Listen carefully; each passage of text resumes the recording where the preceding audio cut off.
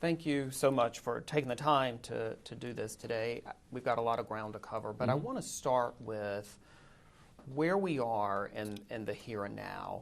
Obviously, a lot has happened over the past 4 months, but I want to start by just asking you, when we talk to the people of Uvalde, they are still so deeply hurting, not only from what happened, but also from the law enforcement response. So I want to give you the opportunity to speak directly to that community and to those families of those 19 children and to teachers.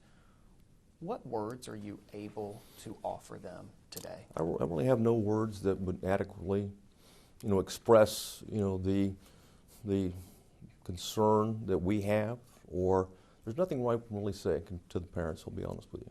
I mean, they've lost their loved ones, and those are innocent children. They'll never be here again. Their lives will never be here again. And there's no words adequate enough that I can tell them. I can say this, is that we've got an obligation to be candidly brutal with the facts, and so that they have that information in terms of exactly what happened. And that's part of the criminal investigation that's ongoing right now. And we also have to hold ourselves accountable, okay, for any missteps, any mistakes, or anything that's criminal culpability, and we'll do so. Is there an apology to be made on behalf of law enforcement? I'd be glad to apologize to the families on behalf of law enforcement, because, as I've testified before, it was an abject failure. It violated all the principles that we've learned so much over the years. And, since post-Columbine in 1999, it's always been, okay, with great urgency, you must locate, isolate, and neutralize. And that's an important part. Not just locate and contain, but locate, isolate, and neutralize. Because it's not just in terms of stopping the killing. You've got to stop the killing. You also have to stop the dying. And the only way to do that is neutralize the subject, plain and simple. Especially if there's children, okay, where the subject is located at, and there's teachers that have been shot or could have been shot or could be shot. You recently said that you would resign if your agency was deemed to have had some level of culpability. Correct. Do you believe that your agency, as we sit here today, will have some level of culpability? We have some level of culpability. I've got no doubt. To the extent that the Department of Public Safety is responsible for the failed response, there's some things I just can't admit to simply because it's not true. And I'm not in position right now to try to defend what DPS did or not. It really doesn't matter what I say. In the end, what's going to matter is the evidence. And the only good news from an evidentiary standpoint throughout this thing has been video and audio evidence. It can't be disputed. It's there. It's not going anywhere. And the sooner we get all of it out to the families, to the public, to the media, the better off the department is better, but the state is as well, and certainly the families. I appreciate that there is an ongoing investigation and that you all are still learning things, but to what end do you think your agency specifically has some level of culpability? Well, we're part of the law enforcement community. I can go back in terms of why this wasn't prevented in the first place. There was information out there on the subject, and people knew this. This wasn't the first time that it was discussed in terms of a school shooter. There was chat rooms he was involved in. He was talking on FaceTime the day of the tragedy. He was talking and admitting what he was going to do, predicting what he was going to do. Yet none of that was captured by law enforcement in a way that we can be proactive and prevent other active shooters. Not like we did back in Uvalde, several years ago, when we had two kids that were planning to attack Uvalde High School. To the extent that that's what right looks like is the absence of a crime and preventing on the front end. So that's a failure to begin with, from a law enforcement standpoint. Secondly, any catastrophic event, there's always going to be lack of information, but there's also misinformation in this case, and that's important because when you arrive on a particular scene, whether you're a police officer, a deputy, a constable, whether you're a special agent with ATF, with DEA, with HSI, with Border Patrol, it doesn't matter. When you arrive on scene and you see people acting like it's a barricaded subject, okay, talking like it's a barricaded subject, then it's treated like a barricaded subject. If you don't have the information that there's children in the classroom, there's teachers in the classroom that have been shot, the subject's still in there, and no one is treating those individuals, then you have misinformation, and unfortunately misinformation is costly, and you don't have time for that. So you're saying that on that day you believe some of the officers on the ground, some of the troopers on the ground, some of the deputies, some of the agents may not have had the proper information, that they lacked. Well, I know that they lack the proper information. It's one thing to have a lack of information. That's always the case in situations like this, and there's always a crushing demand, and I'm responsible, part of that demand for information as quick as possible, because you're holding your breath every time you hear active shooter, school, oh God, this is an elementary school.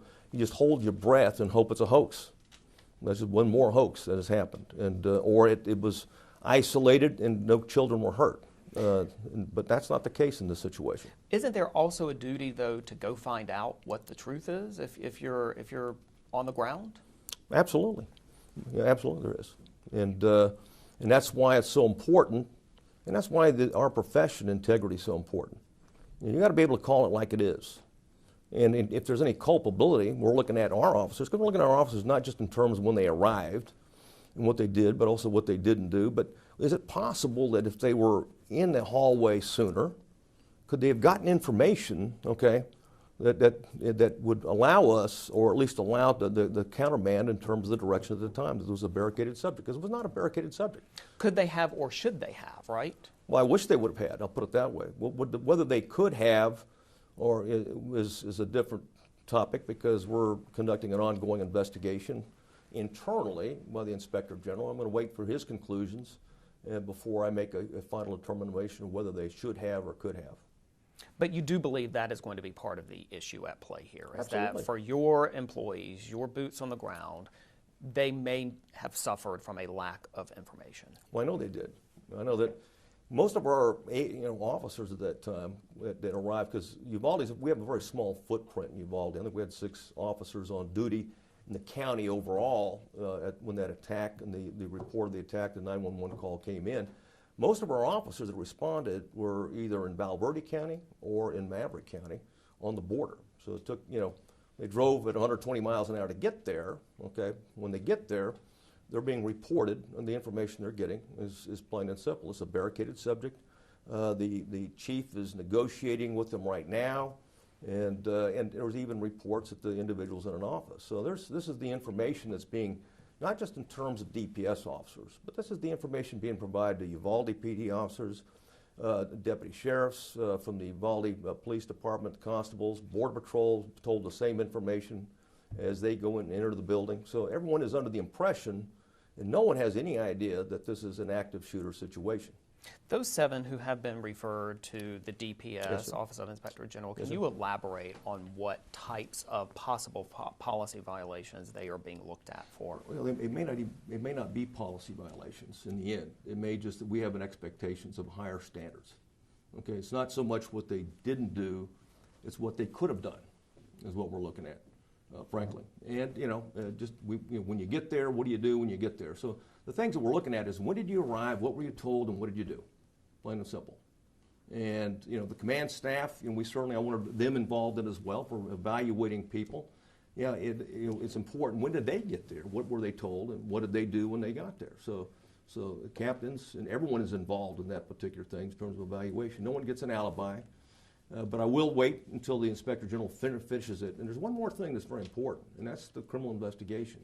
The district attorney has made it very clear. They're going to evaluate every officer that responded that day for criminal culpability.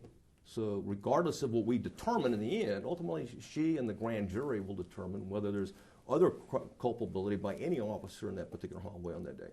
Well, let me ask you what you think about that. I mean, you have the power to arrest, to evaluate a set of facts and determine whether or not there should be a criminal charge. Yeah. You know the evidence. Do you believe that any law enforcement officer should face criminal charges for what happened that day? I have some thoughts, but I'm not going to convey my thoughts publicly right now because they really don't matter. It's with the evidence that matters, and it's really the district attorney. We get to decide, whether there's probable cause to arrest. They get to decide whether they're going to prosecute in that regard.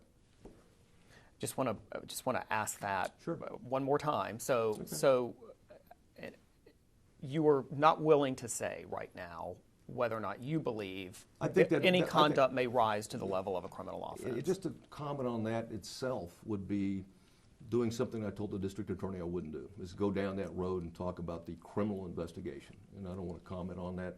And really what I have to comment really that matters not. It's the evidence, and it's ultimately what happens. And the district attorney gets to decide who gets prosecuted, if anyone gets prosecuted at all. And certainly a grand jury is empowered to indict anybody for misconduct. With regard to any possible administrative actions, though, that is very much more in your purview. Oh, it's entirely in my purview, yes, absolutely. So do you believe, as we sit here today, that someone will or should be fired or severely disciplined for their conduct? I won't say fired. I'm disappointed in the fact that we weren't as proactive as I would like to have seen someone, because, as I mentioned, it's not so much that anybody, arriving officers didn't do what they thought they were supposed to do based on the information. And so sometimes I have an expectation that we get better information. Okay, just because you're told this doesn't mean you have to believe that. Okay, we pay. We got some outstanding talent, and there's an expectation that we put great trust in them, that they're able to use their eyes and ears to be able to discern. Okay, this is maybe reported. And I realize there's no precedent, okay, for the Department of Public Safety to come in and take over. I mean, that just doesn't. We've never done that. There's no precedent in terms of incident command where that's being done. We get that. There's certainly no legal provisions to be able to allow that to happen. It's always the original jurisdiction. We support in that regard. But at the same point, we've got an obligation to look at, okay, this was a mistake. It wasn't just a mistake. It was an abject failure. So what could the department do going ahead based on what we know right now? And the one thing we can do is to eliminate any ambiguity as it results into a barricaded subject, okay, versus an active shooter. And from a department standpoint, very simply, is that from now on, going forward, and I made it very clear long ago to our troops that they're empowered, not only empowered, but compelled when they go into an active shooter situation on a school and someone has shot a child or has a gun on a child and children are threatened, there is no barricaded subject, okay, until the individual is isolated and is neutralized, period.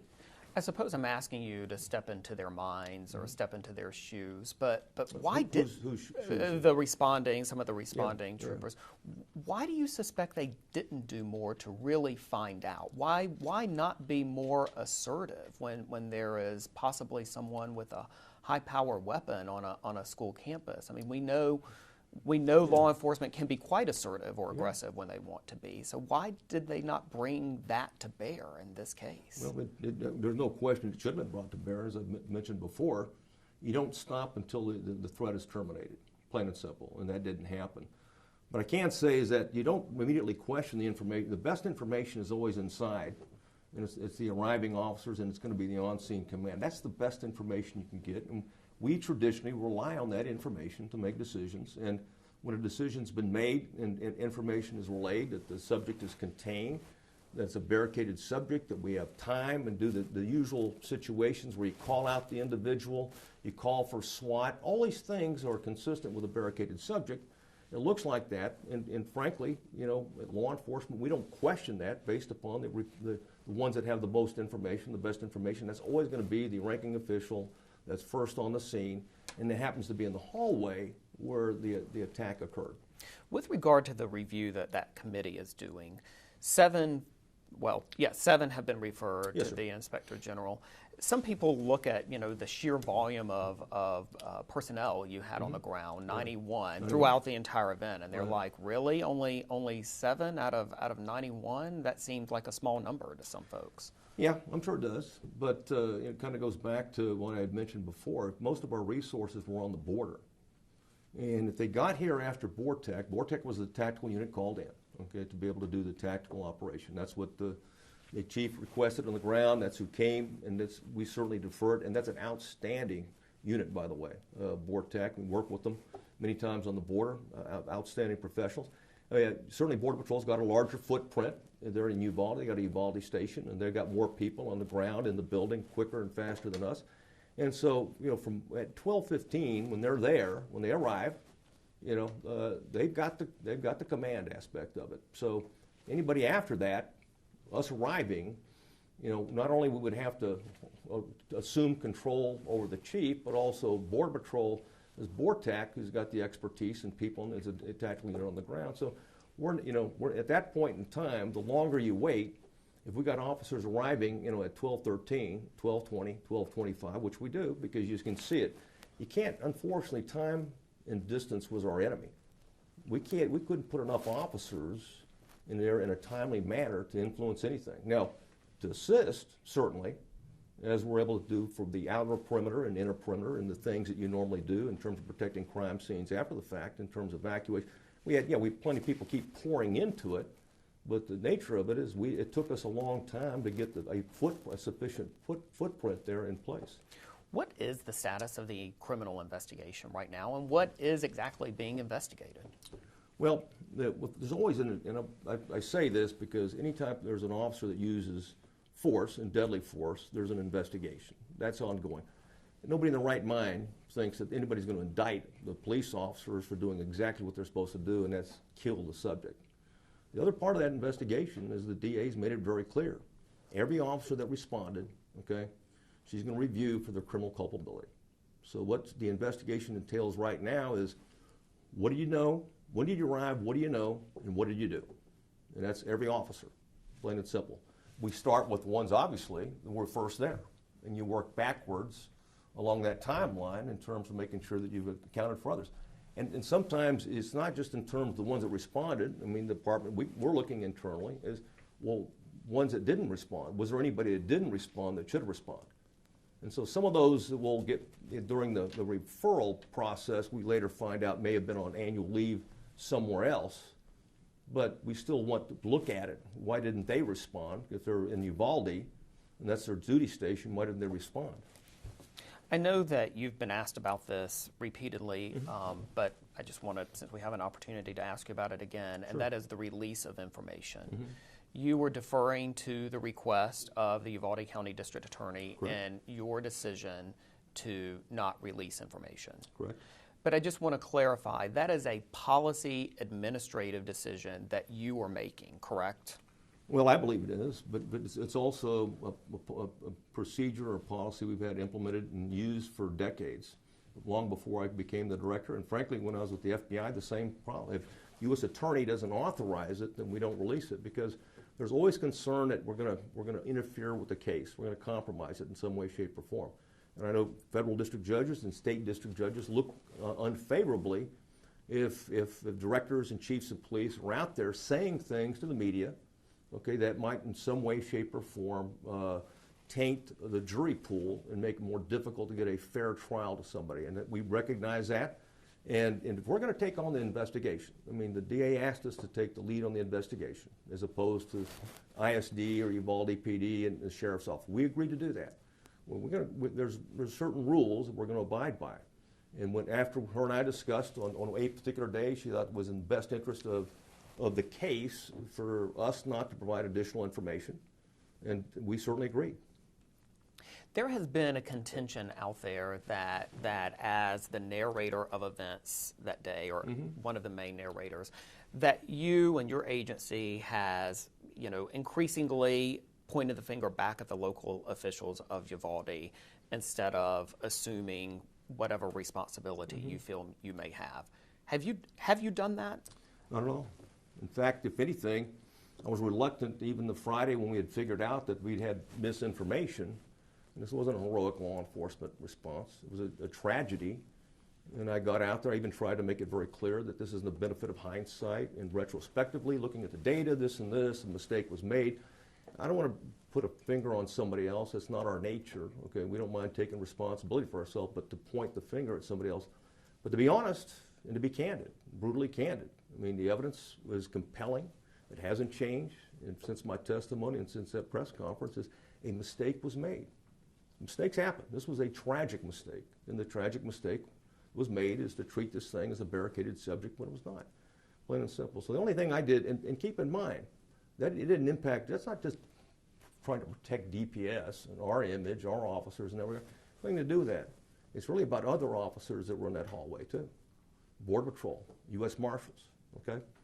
Uvalde Sheriff's Office, there was constables, there was a game warden. There's many other officers that are operating under this myth, okay, that this is a barricaded subject, when it wasn't anything but a barricaded subject. So these officers, okay, We already know that 3 Uvalde officers did the right thing when they went in and immediately confronted the door along those lines. So it has nothing. It really has the mistake, and nothing's going to change. The more evidence that comes out, and I look forward to releasing all the information, all the evidence, and particularly the video evidence and the audio evidence, because the public is in best position to look at and determine for themselves. But I can't change it. I can't change the facts. It may seem unseemly to some, but in the end, it's the truth. And the truth is that a mistake was made, and as a result of that mistake that's all I'm going to comment. I'm going to go down the road in terms of the impact. But we know one thing is that people were operating under the information that it was X when it was really Y. And it's still your position 4 months later that the originator of that, to use your word, myth, was Pete Arredondo. There's no question that that's the case. I mean, it's compelling, and it's not changed. And anything that I testified before the Senate, when I was compelled to testify publicly, nothing's changed. I want to ask you, because you mentioned it as well, this idea that sprang forth in the hours and first couple of days after the shooting, your personnel said it publicly in interviews. The governor, frankly, said it. Federal authorities said it as well. And that is this idea that the police officers and other law enforcement personnel acted heroically. How and why in the world was that something that so quickly got disseminated and yet was so terribly wrong? Well, I was at the same briefing that the governor was, and senators were, and congressmen, and certainly local elected officials and others. And frankly, obviously the first reported information, was that there was 500 children were rescued as a result of the brave actions of law enforcement. And there was no real reason to question that initially, where the focus of the investigation and immediately from our standpoint, anybody's standpoint, is the victim identification and family notification. Those are the priority of priorities, and to get information.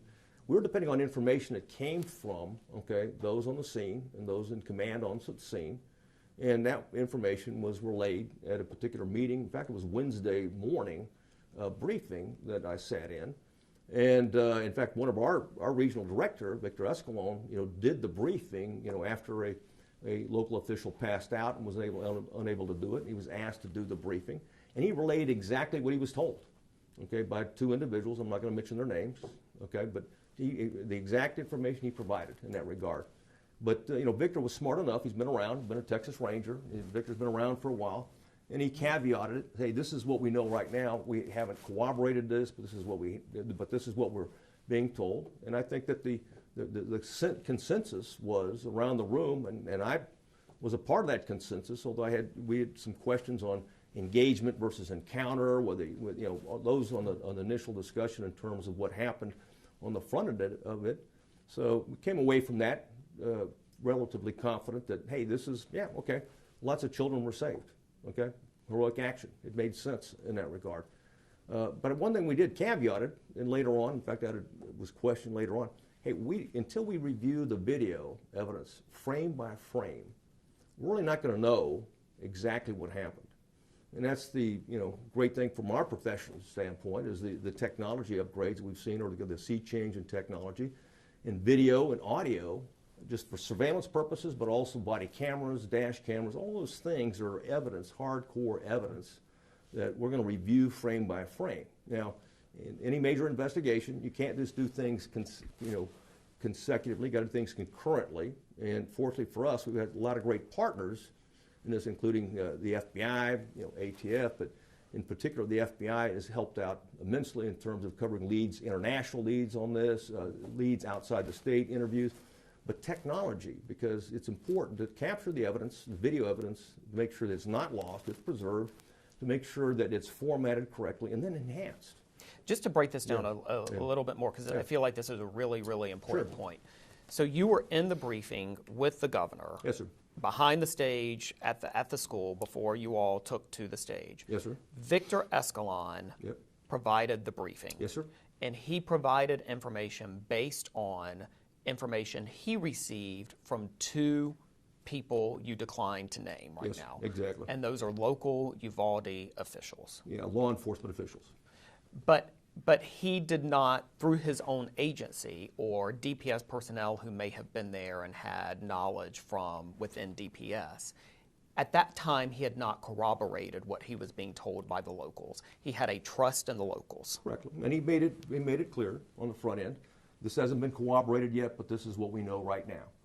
Very simple. And he stepped in to fill the void from the local official. He wasn't in a position to, he had a medical issue, wasn't in a position to be able to do the briefing. And it was very, it was very succinct, to the point. And of course, the only conclusion someone can come away with is, yeah, it sounds like law enforcement, saved the day, or at least saved, 500 children, okay, by isolating the subject. And that was the narrative that came out of there. And of course, the only time that narrative was countered was when we got the video back and were able to review it, which was a priority of priorities, and we were able to get when the FBI had completed it, the enhancement, or the first version of it, and looked at it and said, wait a minute.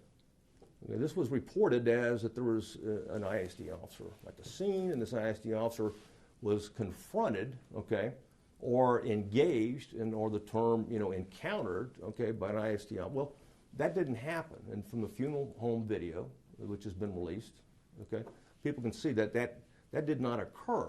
In fact, that officer was nobody on campus, and that officer was an officer that did arrive, but drove by the subject and confronted what he thought was the subject, what ended up being a teacher in the back. So that was the first, piece of misinformation that was communicated, that the video immediately eliminated in that regard. And the second one is that this was a barricaded subject. Can you appreciate, though, that for Mr. Reyes, a fourth grade teacher who laid on the floor, waiting for help, waiting for rescue, the parents who stood outside begging and pleading for law enforcement to do more, to hear for 3 days that they performed heroically, I mean, they find that galling. And I couldn't agree more. It's galling for anybody in our profession. The idea that we're providing misinformation out or relaying misinformation, because it was anything but heroic. In fact, it was an absolute disaster. So, yeah, if I'm the parent, I'm the grandparent, or a family member, or just a citizen of Uvalde, I'd be upset. When I'm upset as a law enforcement professional, because integrity means so much to what we do. You've got to act on information, and that information needs to be accurate. And it doesn't have to. It doesn't have to be editorialized. But what needed to be conveyed is that the subject came into the school with a rifle. He shot children and teachers, maybe not teachers, but we know he went into a classroom and he fired several rounds, and he's still in the classroom where those kids are still at. Okay, keep in mind, the kids are still in that classroom, and he's still active. He's not neutralized. He may be contained, but he's active. And the whole protocol, and what much has been invested in our profession over the years, is that you got to get to them and you got to neutralize them immediately, period. There's no excuses. There's no alibis. You got to get it done, and it didn't get done. Just a couple more questions, because I want to be respectful of our time here. Sure. But even the night before, a DPS spokesman was also talking about the heroics of earlier in that day. Yeah. Is it also your position that your boots on the ground, even that evening, were similarly relying upon statements from Uvalde local officials? Well, yeah, they certainly were. And there's no question about it. Hey, there's no reason to. The first one that was able to question it was, of course, the Rangers doing the investigation, and it was Victor Escalon, and he saw, hey, wait a minute, boss, there was an encounter. What we talked about, on Wednesday morning, that didn't happen. I want to ask you. I'm glad you brought that up. Yeah. Can you relay the precise moment and your reaction when someone came up to you and said, Colonel, this is not right? Well, it was Wednesday evening, okay, when Victor made that point, said, hey, that what we talked about, what I conveyed, we were told about this ISD officer on campus engaging the subject, didn't happen. And we knew that at that point, by reviewing the video footage in terms of the funeral. So the next day, I know that Victor was asked to go out by local officials to go out and again defend the response. And of course, and Victor being Victor went out there and told it like it was, is that all this that, about this didn't happen. And it didn't happen. Did you watch the video yourself, the hallway cam on that Wednesday? I did not, but it was relayed to me that it didn't happen. I had a chance to review the funeral home video from the video. No, and did they say not only did the engagement not happen, but by the way, they stood in the hall for? You couldn't tell that from the funeral home video. All you could tell is that you can see the arrival, you can see the subject going in, okay? But what you can see is that the subject is in this location, which I've already provided in Senate testimony, and a Uvalde ISD officer drove by him thinking the teacher behind it was the man with a gun, when it wasn't the man with a gun. It was a teacher in the back on the south side. So that was what I was able to review or able to see at that time, and that's what Victor Escalon saw, and that's why when he rolled out the next day to correct that error, and of course the next day we had a chance to be able to review the in-hall, including myself, what happened inside. And we also look at 911 calls, but also, which was a very important aspect of it, and dispatcher logs. And we did all of that, and so it was readily apparent. And this was, wait a minute. What went through your mind when you saw it? It was shock. How could it not be shocked? So it was unbelievable. It was horrific, And how could it possibly happen in Texas? And we've been proud of all that we've done in progressing in terms of active shooter responses. And we've got so many heroic officers throughout the state. How could this possibly happen that the doctrine is set aside and we have such a travesty? So, yeah. And then, of course, the challenge is, now what do we do? Well, hey, someone needs to tell the public, because we've been saying this, and it ain't that. And so it was important, I thought, at that point in time to go to where it was at. I think the media were there anyway in that regard, but it's certainly where the citizens were at, and tell them what our view is based upon what we knew on as of Thursday afternoon. Just a couple. I'm really wrapping here, but yeah. Two other questions really. One is, and again, I'm asking you to step into the minds of those Uvalde local officials. Yeah. I realize that's difficult to do, but I do think your perceptions around this are important. Why do you think they were saying heroes, heroes, heroes, heroes? I certainly don't say anything, the mayor and the county judge, because that's what they were being told. And that's where the frame, and I think they believed that for a long period of time, even afterwards. And I can tell you, my press conference did not go well by local elected officials. They thought I had besmirched local law enforcement, that there was an attack on them, it was shifting blame along those lines. Not at all. It was being accurate in that regard, and I think they truly believed initially, that it really was a heroic law enforcement response, and that to enter that room was suicidal. Well, guess what? That's what we get paid to do, is to enter that room, plain and simple. And it's no excuse, no alibis in that situation. But with regard to the two people who created that narrative, why do you think they did that? Was it to hide the truth?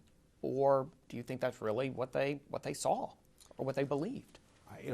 Sometimes I've asked myself that many times, and I think I've got to believe, because it's my nature to be optimistic, that people in this profession try to do the right thing, and they make mistakes and try to justify it there afterwards. But it's possible in his own mind that he thought, what he did was the right thing to do, because putting officers into that room would cost the lives of officers. And as I've said, is that we can't ever be in profession. I'm not going to comment on that situation, but we never put the lives of officers before the citizens of the state, and particularly children. That's a absolute demarcation, bright line. Never can happen in that regard. Understandable. We get that. In the fog of war, decisions are made, communicate. All these things are happening. Adrenaline's flowing through your head. You get tunnel vision. All these things got it. But at the end of the day, you get paid to make the right decisions. And at some point, you have to act. And this is one of those situations where action is imperative. I want to just kind of close how we started, and that is, any closing remarks to the community of Uvalde, to the citizens of Texas, with regard to the performance of your agency that day and any pledge going forward? Well, we'll hold everybody accountable in the department that we didn't live up to the expectations, not just criminal culpability, okay, or even misconduct, okay, but certainly anything that we think that they lacked in performance, we're going to do that, plain and simple. And it's not, our troops expect that. I mean, we routinely engage in that type of accountability. The only thing I can say that really matters is that, and we'll certainly share that information as soon with the public and the family members. I prefer to share it with the family members first. I don't expect that they're going to appreciate, you know, whatever, and I don't think there's never enough. I can never say enough and do enough for those family members and the community. And I can tell you this, and the department's very proactive. We don't advertise it, but right now we're providing the security at the schools. That's because they asked us to do it. They wanted troopers, we provided them troopers, and we'll continue to do so. In a recent conversation now with the mayor, they got an issue with gangs. And when he had a conversation with the governor, I mean, the governor understood that. They had 2 shootings in 2 weeks.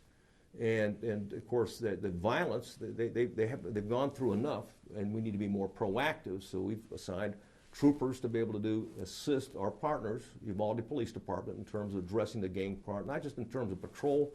We're also going to bring in teams of special agents. So we're going to take care. Uvalde is going to be the safest city in the state of Texas within 2 months. All right, Colonel, anything else? That's it. Thank you for your time. Thank you. Appreciate you. Oh, excuse me. Yeah, please. Yeah. Yeah, Charles. You said that you apologized to the Uvalde folks on behalf of law enforcement. Yeah. Does DPS owe them an apology yet? Well, I'll say, yeah, DPS does. Can you, I'm sorry, Colonel, can you look at me? Can you answer Chuck's question looking at me? I mean, hey, excuse me. Hey, DPS is a part of the law enforcement community. And a part of that is working with our partners and training, working with them to make sure that we have clear communications, command and control going in, and when mistakes are made, because there's not an active shooter situation, okay, in the state that isn't multi-law enforcement. I'll use an example. Downtown Houston, the high school, Eisenhower High School, okay, it was a port of an active shooter. And we, obviously, Houston PD, a large presence there. They responded because they were close there. Constables responded, and DPS troopers responded. They happened to be in the area. And of course, the point is that everybody it's one team, and that's the right doctrine. They did the right thing. Now, unfortunately, it was another hoax, and they breached a classroom, and it was certainly disruptive in terms of what they did. But they did the right thing the right way. But again, you apologize on behalf of DPS. Oh yeah, I'll be glad to. If that helps the families, absolutely. Because I believe that DPS, we have a greater role. Not just in terms of the response. We may be there late, okay? But it's the front end of that response. What did we do to prevent this attacker to begin with? Why didn't we know about this? Law enforcement in general, but DPS in particular. And moreover, in terms of, hey, why were we training with officers earlier? Why didn't we know there was a communication breakdown inside schools? Why didn't we know that? And frankly, if you look at the security threat assessment that we did, why did we know that all these vulnerabilities exist? Why not? And we right now, after Santa Fe, we send troopers around, okay, to be closer to schools. If they're going to do administrative work, we'd rather do it in the parking lots, or hey, in some schools, we'll even provide space for our troopers. We want to be around and engaged in that regard, but when there's vulnerabilities, what can we do to bring it to the attention? We have thousands of campuses across the state, and so many of our elementary, and so many gaps, so little time, so many threats. I mean, what could we do better as an agency?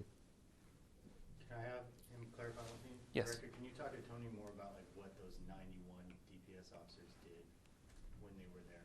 Yeah.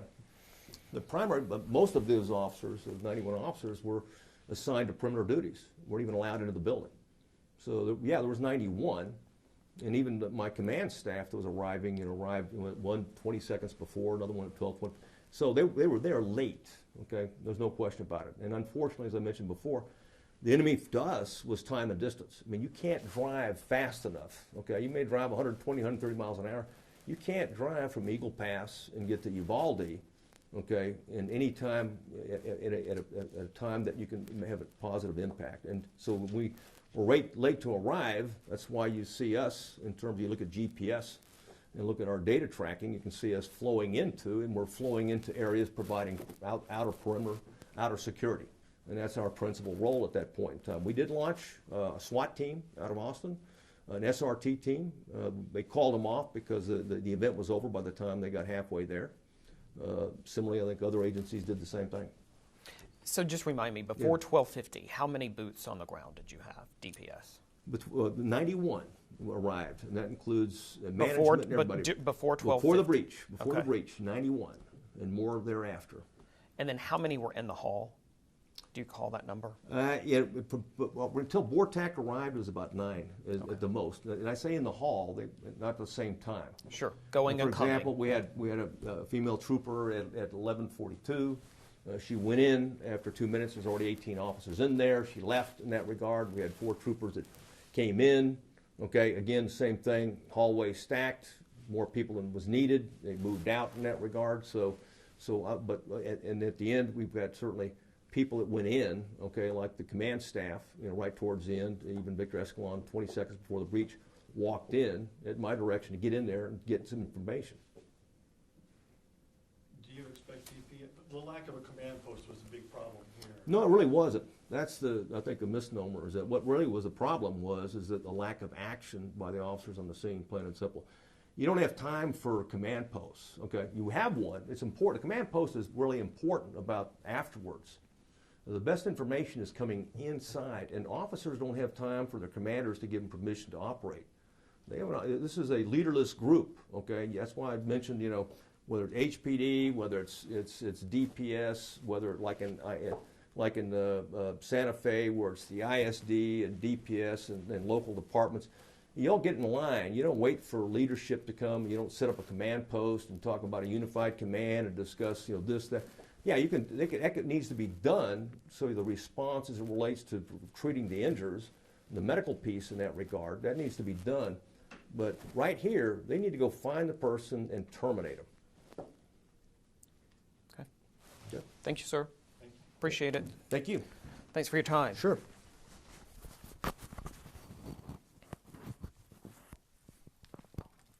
Thank you, sir. Sure. Thank you.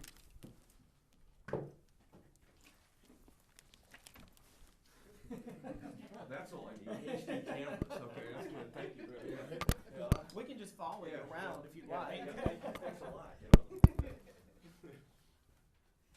reminded me how old I am. I kind of like that 2000.